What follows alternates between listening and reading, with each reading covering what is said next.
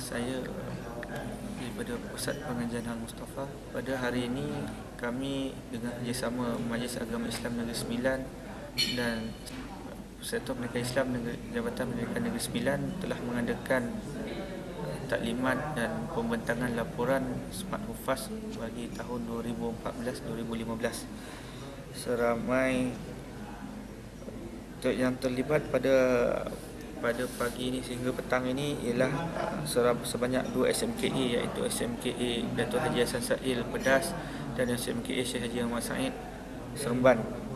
Dan juga pada tahun ini kami melibatkan sekolah berasrama penuh, iaitu SMK Smart Melabu,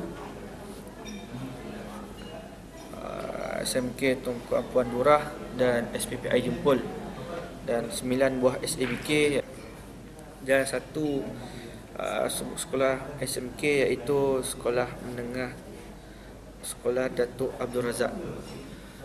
Pada hari ini kami membentangkan laporan pelajar yang terlibat pada Smart Hufaz pada tahun lepas. Program ini mendapat bantuan daripada Majlis Agama Islam Negeri Sembilan sebanyak RM4,500. Sekian sahaja untuk program pada hari ini. Saya Abdul Syakir Ridwan, pengarah urusan Pusat Pengajian Al-Mustafa.